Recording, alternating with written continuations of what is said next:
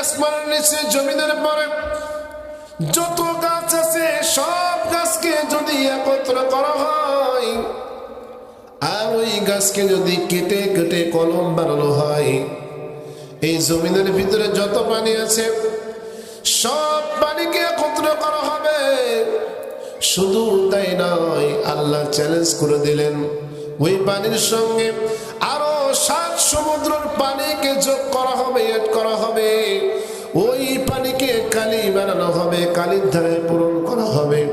ওই কলম দিয়ে লেখা শুরু করা হবে। মুসলমান, লিখতে লিখতে কলম খতরা হয়ে যাবে, কালি নিঃশ্বাস হয়ে যাবে।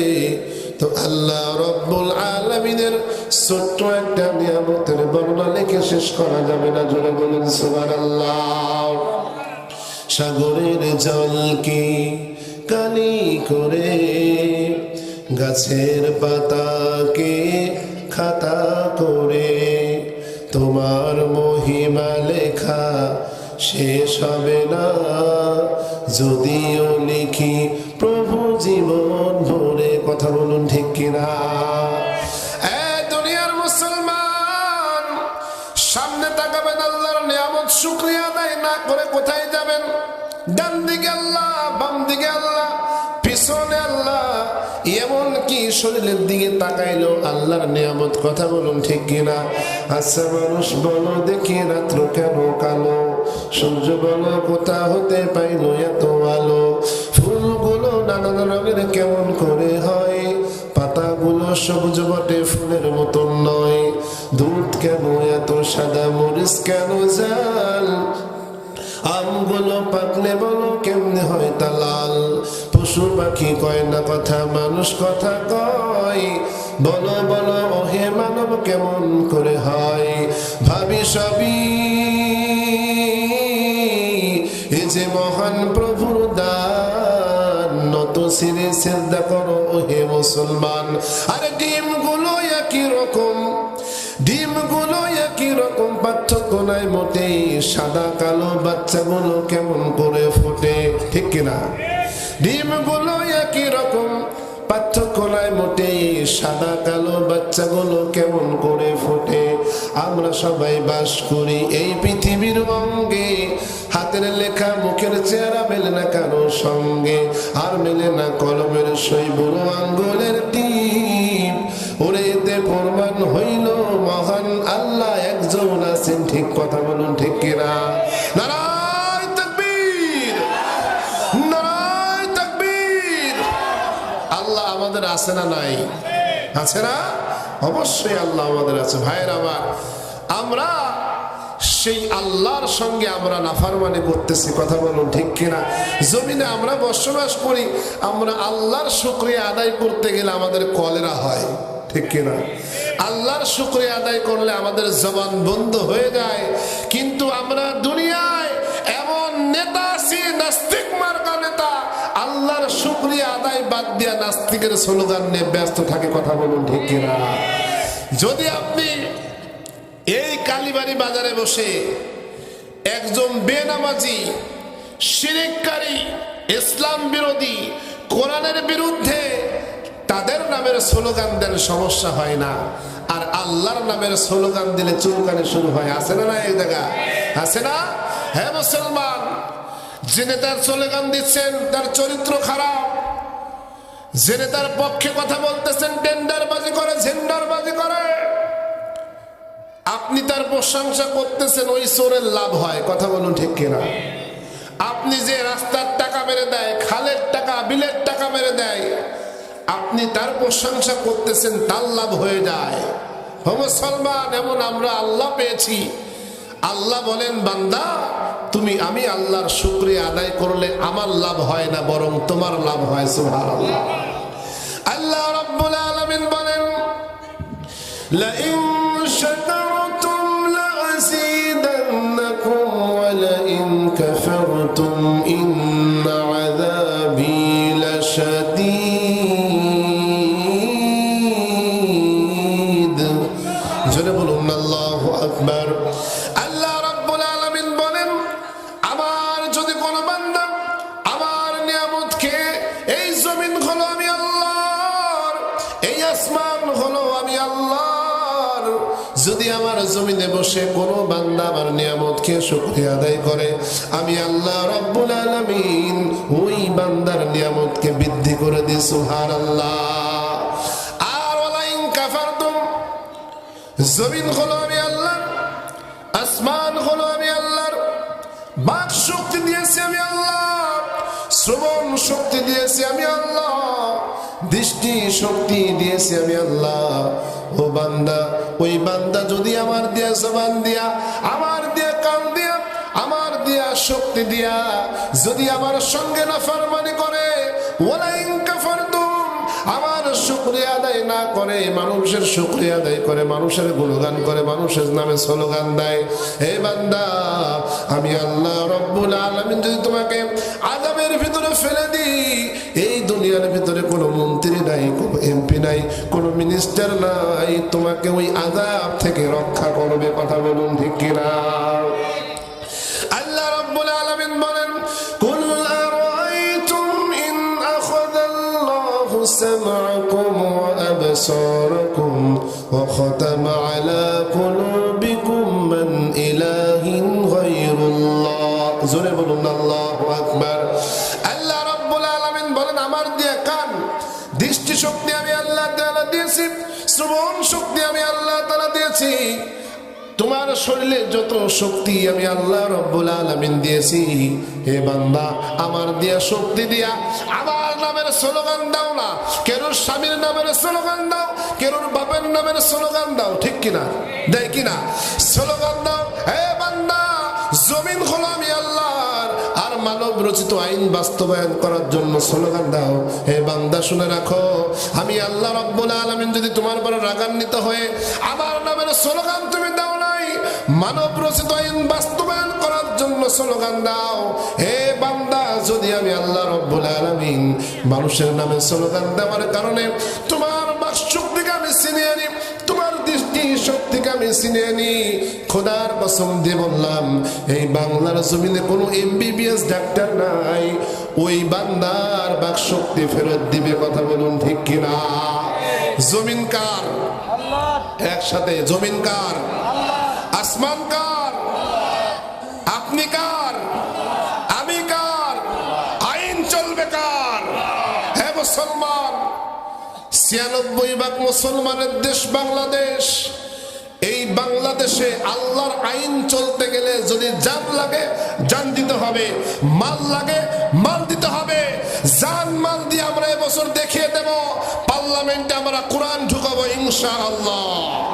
কথা বলুন ঠিক কিনা? ভাইরা আমার, মুনাফিক যেগুলো আছে তারা মনে করে যে মুসলমানদের তো লোকবল কম, ঠিক কিনা? মুসলমানদের তো দল কম, নামাজি লোক কম। হ্যাঁ নাস্তিক মুনাফিক, তোমাদেরকে বলি শোনো, তুমি যদি মনে করো এই বাংলার জমিনে নামাজির লোকের দল কম, নামাজির লোক কম, আমরা দলে ভারী, মনে রাখো শোনো, বিজয় দান করবে আল্লাহ, কোন জনগণ বিজয় দান করতে পারে না। কথা বলুন ঠিক কিনা? ক্ষমতার মালিক হলো আল্লাহ। সেই কোরবান হয়ে গিয়েছে বদরের প্রান্তরে, রাসূলের পক্ষে ছিল 313 জন, আবু জাহেলের পক্ষে ছিল 1000 জন। আমার আল্লাহ রাব্বুল আলামিন ইমানদারদেরকে সাহায্য করে বদরের বিজয় দিয়ে আল্লাহ তাআলা প্রমাণ করে দিয়েছেন ইমানদারের সাথে আল্লাহ আছে। কথা বলুন ঠিক কিনা? তোমার ষড়যন্ত্র সব জাল হয়ে যাবে, দুর্বল হয়ে যাবে। মানুষ করে না, হুজুর যতই লাফালাফি করেন জীবনে আসতে পারবেন না, বলে না? হুজুর কি লাফালাফি করেন, খালি স্লোগান দেন, নারায়ে তাকবীর। এই নাস্তিক, তোমাকে বলতেছি, এই নারায়ে তাকবীরের হুজুরের বাপের স্লোগান না, এই নারায়ে তাকবীর হুজুরের দাদার স্লোগান না, এই নারায়ে তাকবীরের স্লোগান হলো একমাত্র আল্লাহর। কথা বলুন ঠিক কিনা? তোমরা বাপের স্লোগান নিয়ে ব্যস্ত থাকো, তোমরা মুনাফিক। তোমরা স্বামীর স্লোগান নিয়ে ব্যস্ত থাকো, তোমরা মুনাফিক। আমরা ইমানদার, আমরা আল্লাহর স্লোগান নিয়ে ব্যস্ত থাকি। কথা বলুন ঠিক কিনা? যতক্ষণ পর্যন্ত জীবন থাকবে ততক্ষণ পর্যন্ত ইসলামের পক্ষে আমরা লড়াই করবো ইনশাআল্লাহ।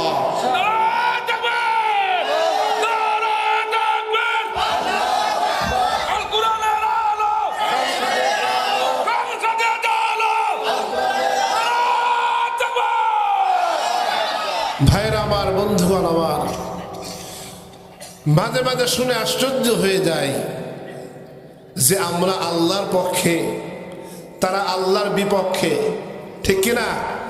আশ্চর্য হয়ে যায় যে সেও মুসলমান, সেও তো আল্লাহর পক্ষে তার থাকার কথা, ঠিক কিনা? বড় আশ্চর্য হয়ে যায় যখন কোনো কাফের যদি মুসলমানকে আঘাত করে, দুঃখ লাগে না কাফের? যদি কোনো মুশরিক মুসলমানদের আঘাত করে, দুঃখ লাগে না মুশরিক? যদি মুসলমানের বাচ্চা মুসলমানদেরকে পরীক্ষা করে, তখন আর দুঃখ থোয়ার আর জায়গা থাকে না। কথা বলুন ঠিক কিনা?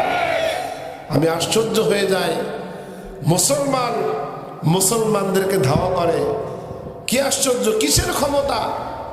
এই ক্ষমতার কি চিরদিন থাকবে? নমরুদ কি থাকতে পারছে? আবু জাহেল থাকতে পারছে? উতবা থাকতে পারছে? সাইবা থাকতে পারে না। সুতরাং বাংলার জমিনের নাস্তিক গুলা তোমরাও থাকতে পারবে না। স্বৈরাচার এখান থেকে বিদায় নিয়েছে কিসের কারণে? শুধুমাত্র হিসাব করে দেখলাম, আমার শিক্ষার্থী ভাই বোনদের রক্তের বিনিময়ে আর বাংলার জমিনতে কোরআনের পাখিদেরকে শহীদ করার বিনিময়ে। যে বাংলার জমিনে শহীদদের রক্ত ঝরে, যেই বাংলার জমিনে মাজলুমদের রক্ত ঝরে, ওই বাংলার জমিনে কোনো স্বৈরাচার থাকতে পারে না। কথা বলুন ঠিক কিনা? এখন এই বাংলার জমিনে 90 স্বৈরাচারের আগমন হয়েছে, যারা রাতারাতি ঘেরবেড়ি দখল করে নেয়, ঠিক কিনা? গরুর গোলগুলা খালি করে দেয়, জনগণের টাকা আত্মসাৎ করে, স্বামী স্ত্রী কত বড় নিকৃষ্ট জানোয়ার, স্বামীর সামনে স্বামীকে উলঙ্গ করে, স্ত্রীকে উলঙ্গ করে গণধর্ষণ করে। এগুলা মুসলমান না জানোয়ারের বাচ্চা? কথা বলুন ঠিক কিনা? আবার লাইভ দেয়। ও মুসলমান, সমর্থন কোথায় করবেন? এই জানোয়ারদের সমর্থন করবেন, সরাসরি জাহান্নামে চলে যাবেন। কথা বলুন ঠিক কিনা? আমি বড় আশ্চর্য হয়ে যাই, যদি একটা বিধর্মী কাজ করে তাহলে সমস্যা নাই, বিধর্মী তো মল্লি জাহান্নাম। মুসলমান বাচ্চা এই কাজগুলা কেমনে করে? আর এই কথা বললে হুজুররা হয় জঙ্গি, ঠিক কিনা? কোরআনের হক কথা বললে হুজুররা জঙ্গি, হুজুররা জিএমবি হয়। ইসলাম তো আমরা শুধুমাত্র মস্তির ভিতরে রাখছি। আমরা ইসলাম রেখেছি শুধুমাত্র হজের ভিতরে, ঠিক কিনা? ইসলাম হলো মসজিদ থেকে একদম পার্লামেন্ট পর্যন্ত ইসলাম। কথা বলুন ঠিক কিনা? ইমাম সাহেব মসজিদের মেম্বারে বসে নেতৃত্ব দেবে, সেই ইমাম সাহেব প্রয়োজনে বাতিলদের বিরুদ্ধে কোরআনের পক্ষে যুদ্ধের জন্য তরোয়ালদের রাজপথে নামবে। কথা বলুন ঠিক কিনা? এর নাম হলো ইমান। আর আমরা ইমানদারের নামের বেঈমান। কথা বলুন ঠিক কিনা? নামে ইমানদার, কামে আমরা ইমানদার না। ভাইয়ের আমার, দুনিয়ায় কতদিন বাঁচবেন? এই সামনে যে মুরব্বীরা বসে আছেন, অর্ধেক লাইফ শেষ, ঠিক কিনা? কিন্তু বাকি যে জিন্দেগিগুলো আছে, আমরা কোরআনের পক্ষে থাকবো ইনশাআল্লাহ। কেননা শুরুর গুনাহ আল্লাহ দেখবে না, শেষ ভালো যার সব ভালো তার, ঠিক কিনা বলেন? সুবহানাল্লাহ জোরে বলেন। শেষ ভালো যার সব ভালো তার। এই জন্য আমরা আগে যা করছি, আকামুকাম যা করছি আল্লাহ মাফ করে দেবে, ঠিক কিনা? এই মাহফিল থেকে আমরা ওয়াদাবদ্ধ হব, আল্লাহ দুনিয়ায় যতদিন পর্যন্ত আপনি আমাদের হায়াত দিবেন, মৃত্যুর আগ পর্যন্ত আপনার কোরআনের পক্ষে থাকবো ইনশাআল্লাহ। আল্লাহ তাআলা আমাদের সবাইকে তৌফিক দান করে দেন। সবাই হাজিরিন, খারাপ লাগতেছে নাকি? আমার সাথে ভালো বক্তা আছে এরপরে, সেই সুন্দর সুর, কুষ্টিয়ায় পড়াশোনা করেছেন, খুব ভালো মানের আলেম। আমি তো আপনাদের এলাকার ইমাম সাহেব। কথা বলুন ঠিক কিনা? ঠিকানা কোথায়? ভাঙা মসজিদের ভালো হুজুর। হ্যাঁ, মসজিদ কিন্তু নামে ভাঙা, কিন্তু কামে কিন্তু মসজিদ এসে দেওয়া। কথা বলুন ঠিক কিনা? ওই যে একটা নামে পরিচালিত ভাঙা মসজিদ নাম করলে নৈহাটি সবাই চেনে, এ ভাইরাল ফুল তাজা মানে মানুষ চেনে না? আমি তো এলাকার ভাইয়ের আমার, আমি কুরআনুল কারীমের 31 নম্বর সূরা, কত নম্বর সূরা? 31 নম্বর সূরা, সূরা লুকমান। হযরত লুকমান নাম কি তার? লুকমান হাকিম। উনি কিন্তু কোনো নবী ছিল না। নবী ছিল নাকি? লুকমান কোনো নবী ছিলেন না, কিন্তু আল্লাহর মাহবুব বান্দা ছিলেন। সুবহানাল্লাহ বলেন। সাধারণ মানুষ ছিলেন একজন। হযরত আইয়ুব আলাইহিস সালামের জামানায় উনি বসবাস করতেন। কোন কোন রিওয়ায়াতে আসছে আইয়ুব আলাইহিস সালামের ভাগিনা পরিচয় হয়, আবার কোন কোন মতান্তর আসছে আইয়ুব আলাইহিস সালামের খালাতো ভাই হয়। লুকমান, সাইয়েদনা লুকমান হাকিম, উনি আল্লাহর একটা মাহবুব বান্দা ছিলেন। উনি একটা কাঠ মিস্ত্রি ছিলেন। কি ছিলেন? কাঠুরিয়া, কাঠ মিস্ত্রি ছিলেন। উনি সেমন তেমন ভালো চেহারার লোক ছিলেন না, খাটো মানুষ ছিলেন, কালো মানুষ ছিলেন, নাকটাও তেমন সুন্দর। অনেক সময় না কালো মানুষ কিন্তু চেহারা শুরু কাটিং কুটিং ভালো হয়, তেমন ভালো ছিলেন না। কিন্তু তার উপরের বাহ্যিক দৃষ্টি হতে পারে কি সে কালো, কিন্তু তার হৃদয়ের ভিতরে ছিল তাকওয়ার পানিতে ধৌত করা। সুবহানাল্লাহ বলেন। লুকমান হাকিম, আল্লাহ যাকে হিকমা দান করেছেন, সুবহানাল্লাহ বলেন। আল্লাহ লুকমান হাকিমকে হিকমা দান করেছেন। উনি অত্যন্ত জলিলুল কদর মানুষ ছিলেন। আল্লাহ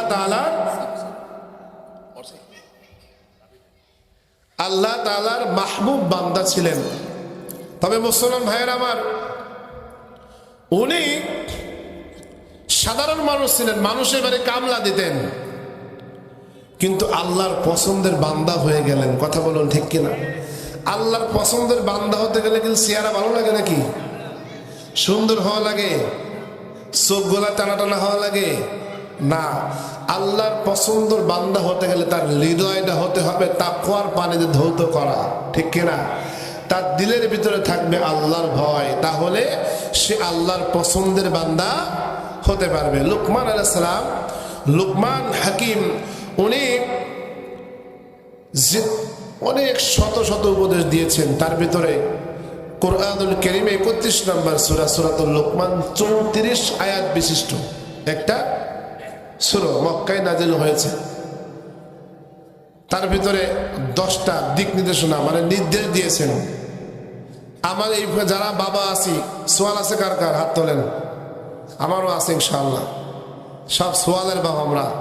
আমরা ছেলে মেয়েদের উপদেশ দিই না, নসিহত করি না ছেলে মেয়েদেরকে, করে কিনা? কিন্তু লুকমান হাকিম, উনি যে উপদেশগুলা দিয়েছেন সেই উপদেশ আমরা দিই না। কথা বলুন ঠিক কিনা?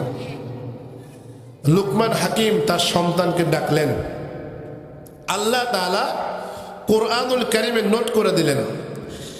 আল্লাহ রাব্বুল আলামিন বলেন, وَإِذْ قَالَ لُقْمَانُ لِابْنِهِ وَهُوَ يَعِظُهُ يَا بُنَيَّ لَا تُشْرِكْ بِاللَّهِ। জোরে বলুন আল্লাহু আকবার।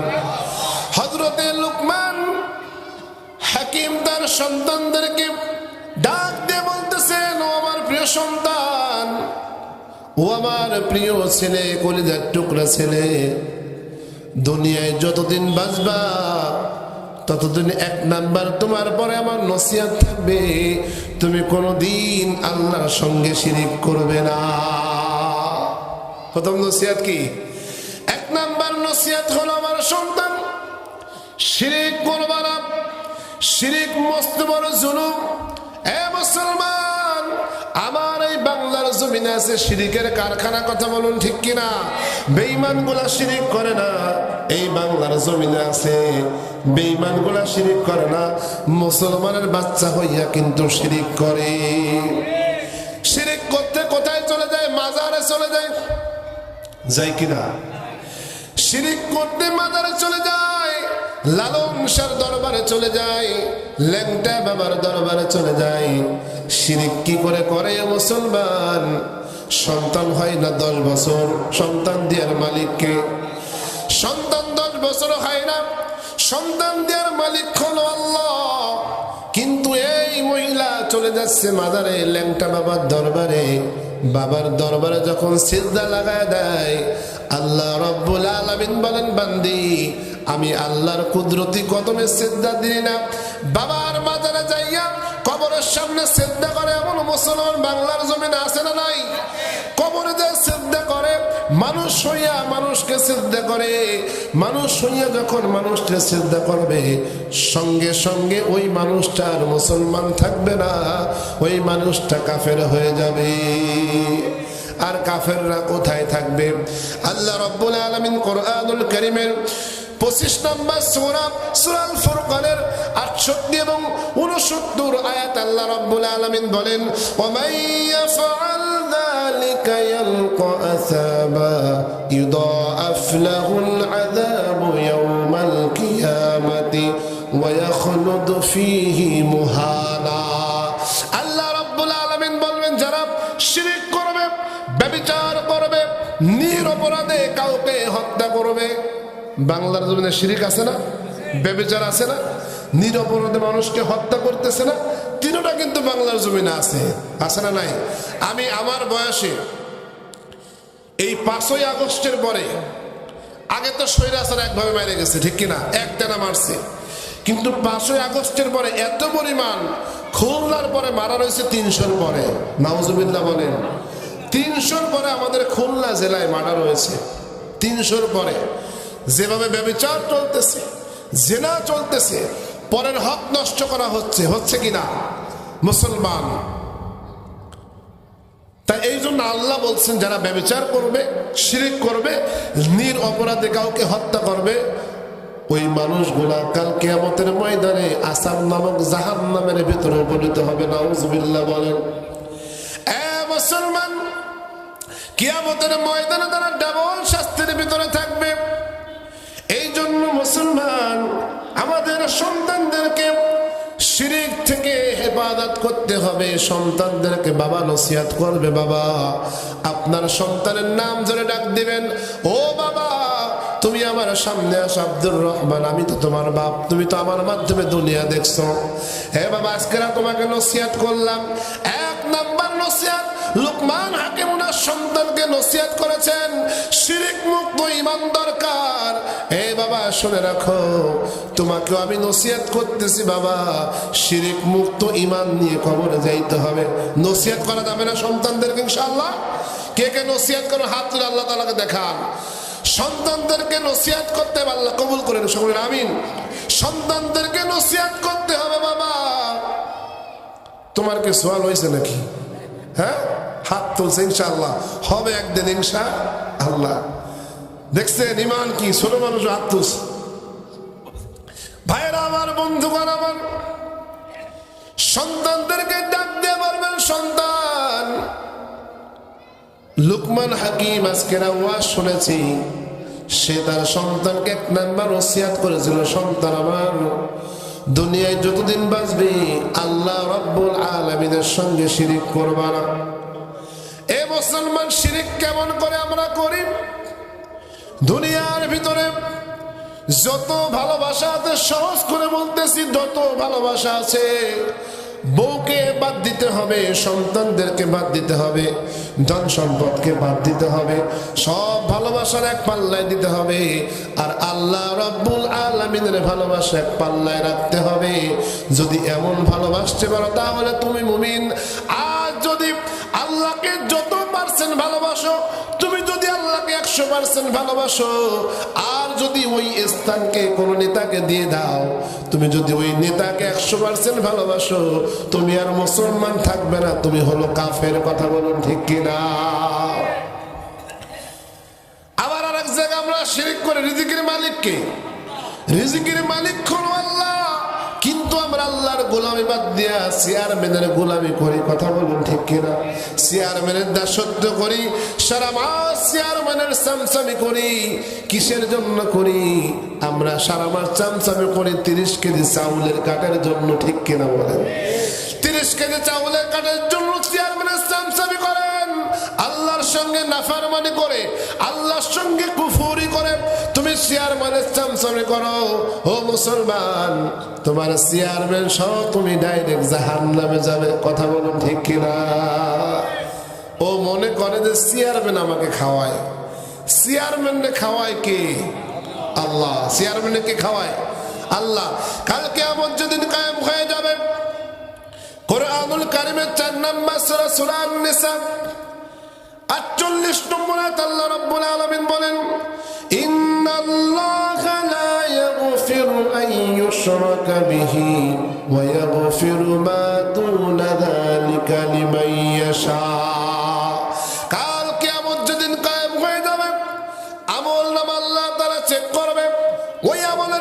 যদি শিরিক যুক্ত আমল থাকে, ওই ইমানের ভিতরে যে শিরিকের ফরমালিন থাকে, সঙ্গে সঙ্গে ওই ডায়েরি ধরে ডায়েরিওয়ালার মানুষকে ধরে আল্লাহ জাহান্নামে দিয়ে দিবেন।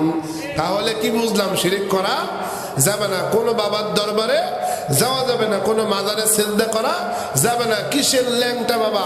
বর্তমান বাবার দরবার হয়েছে গাদার আড্ডা, ঠিক কিনা ভাই? আমি মাঝে এই বাগেরহাট মাজারে গেছিলাম, এক লোক, এক খাদেম আমার সামনে দাঁড়াইছে, এরকম হাত উঁচু করছে।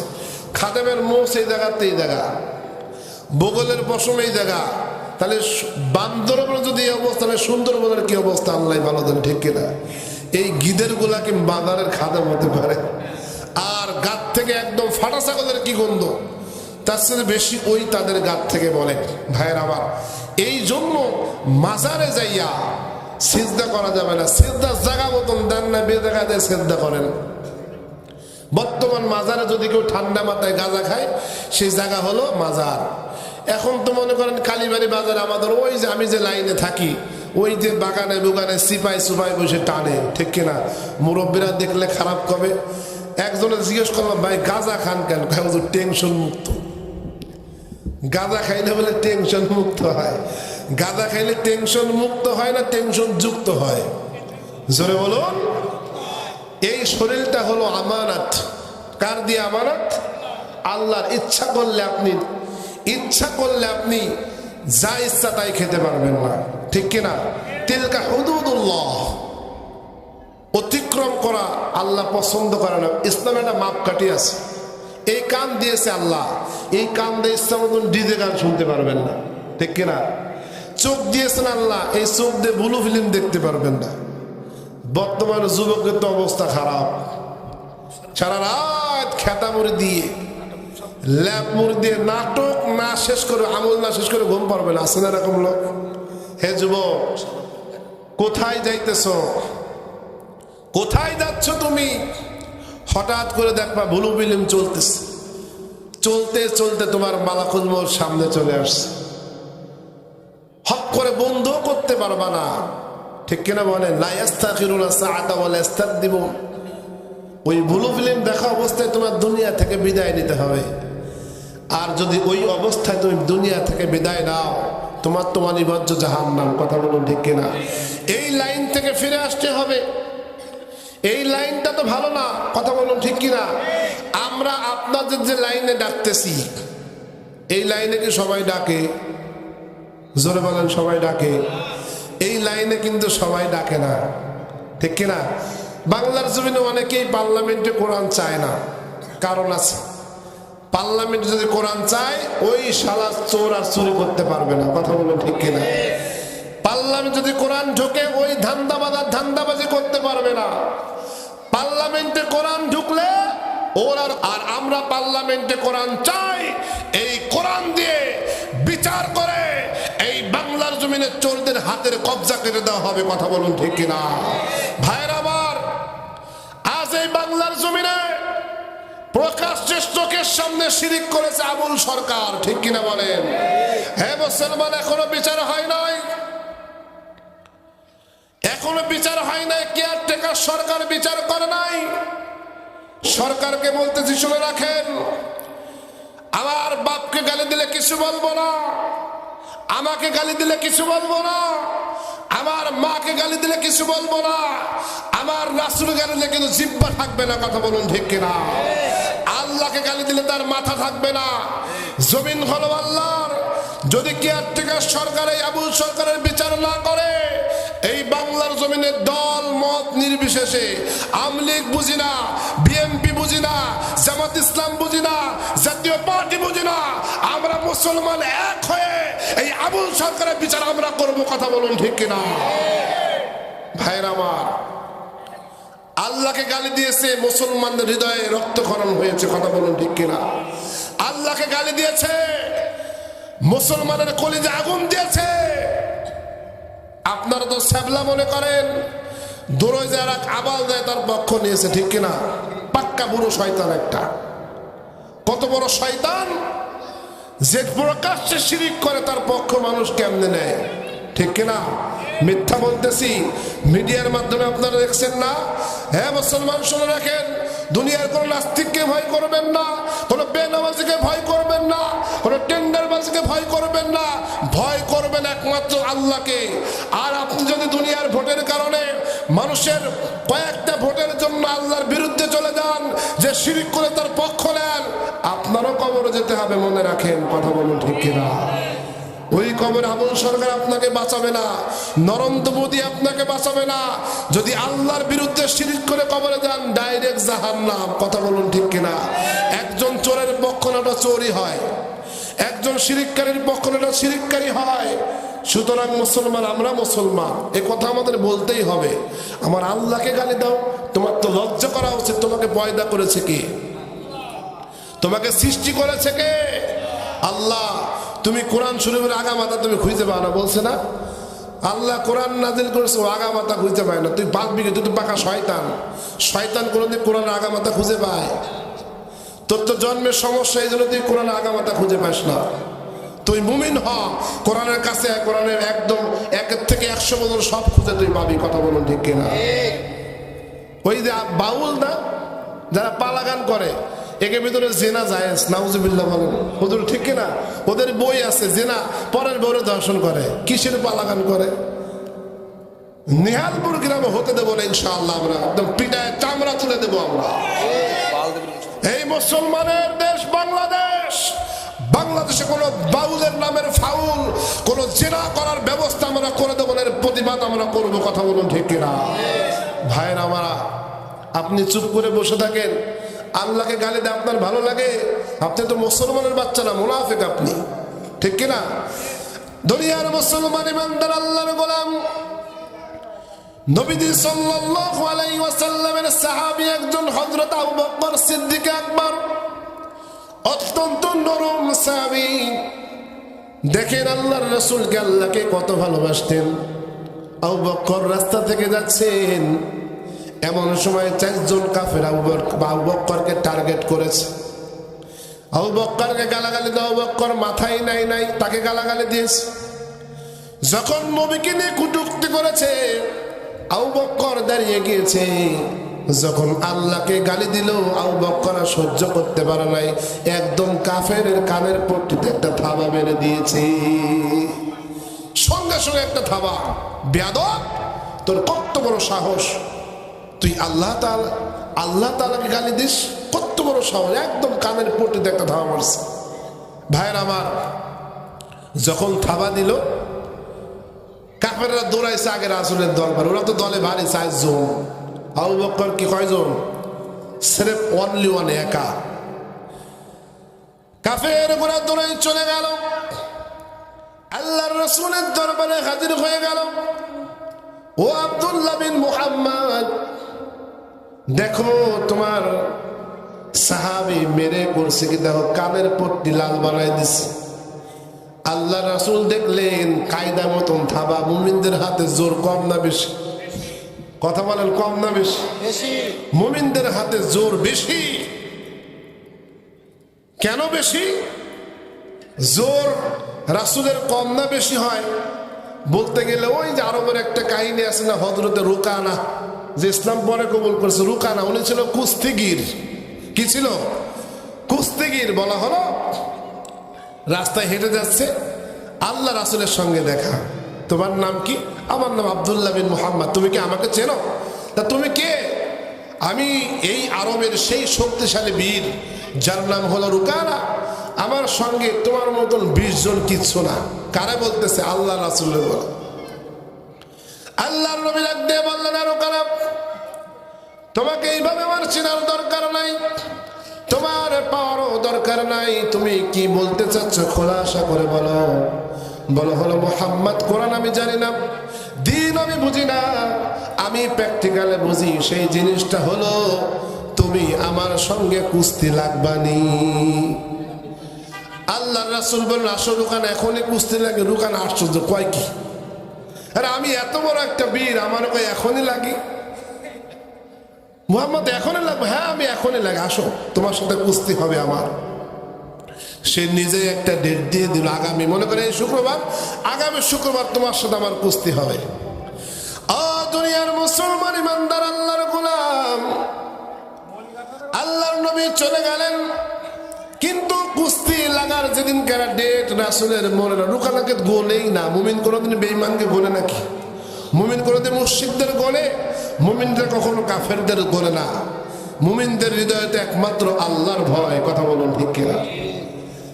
রুকানা একদম মাল কাঁচা মাইরা, মাল কাঁচা মারা না, সারা গায়ে সরষের তেল লাগাইয়া, ঘি লাগাইয়া রুকানা দড়ি দিয়ে একটু মার্সেল বাইসেপ ট্রাইসেপ ঝাঁকি দিচ্ছে, শরীরটা খুব শক্তি আনতেছে।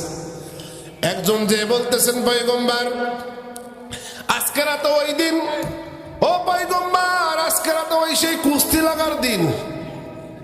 আল্লাহ রাসূল কল, হায় রে আল্লাহ, আজকে নাকি সেই কুস্তির দিন। তো ওর অবস্থা কি? হ্যাঁ, সে তো মাল কাঁচা মাইরে তেল তোল লাগায় একদম খালি গায়ে দাঁড়ায় আছে, গেলে এমনি যুদ্ধ লাগবে। আল্লাহ রাসূল সাল্লাল্লাহু আলাইহি সাল্লাম জোরে হাঁটলেন। আল্লাহ রাসূল যখন আস্তে হাঁটতেন তখন সাহাবীরা জোরে আসতেন, আর আল্লাহ রাসূল জোরে হাঁটতেন, সাহাবীরা পিছন থেকে দৌড়াতো। হাদিসে আসছে ওই দিন কারা আল্লাহর নবী সাল্লাল্লাহু আলাইহি ওয়াসাল্লাম জোরে জোরে হেঁটে ওইখানে চলে গেলেন। যে বলতেছে রুকানা আসো, রেফারি বাঁশি দিল, সঙ্গে সঙ্গে আল্লাহু আকবারের ধ্বনি দেয়া রুকানাকে উঁচু করে দিয়ে চড়ুই পাখি যখন হাতে ধরে আলতো করে ছেড়ে দেয়, রুকানাকে জোরে ছেড়ে দিল, সঙ্গে সঙ্গে রুকানা বেহুশ হয়ে পড়ে গেল। আল্লাহু আকবার। রুকানা বেহুশ হয়ে পড়ে দেয় যে রাসূল তার বুকের পরে, চোখ টোক কচলায় কুচলে দেখে স্বপ্ন না মিথ্যা। আর একবার লাগলো, সব মানুষগুলো বলো, রুকানা আজকে না তোমার শক্তি কোথায় চলে গেল? ও রুকানা, তুমি নাকি মক্কার বড় কুস্তিগীর, আজকে তোমার শক্তি কোথায় চলে গেল? কি কারণে তোমার গায়ে শক্তি নাই? রুকানা দাঁড়িয়ে বলল, হ্যাঁ মুসলমান তোমরা শোনো, আমার জাতি তোমরা শোনো, আজকের আমি যে জিনিস দেখেছি তোমরা কখনো দেখো নাই। যখন আব্দুল্লাহর বেটা মুহাম্মদ আল্লাহু আকবার বলে আমার ঘাড় ধরতে গেল, আমি এই ঘাড়ে ওনার আঙ্গুলের ভিতর থেকে আকাশে যেমন বিদ্যুৎ চমকায়, বিজলি চমকায়, আমি সেরকম বিজলি চমকাইতে হাতের ভিতর থেকে দেখেছি। সুবহানাল্লাহ। জোরে বলুন না সুবহানাল্লাহ। এক একটা নবীর হাতে 40 জন জান্নাতি পুরুষের শক্তি। সুবহানাল্লাহ জোরে বলুন।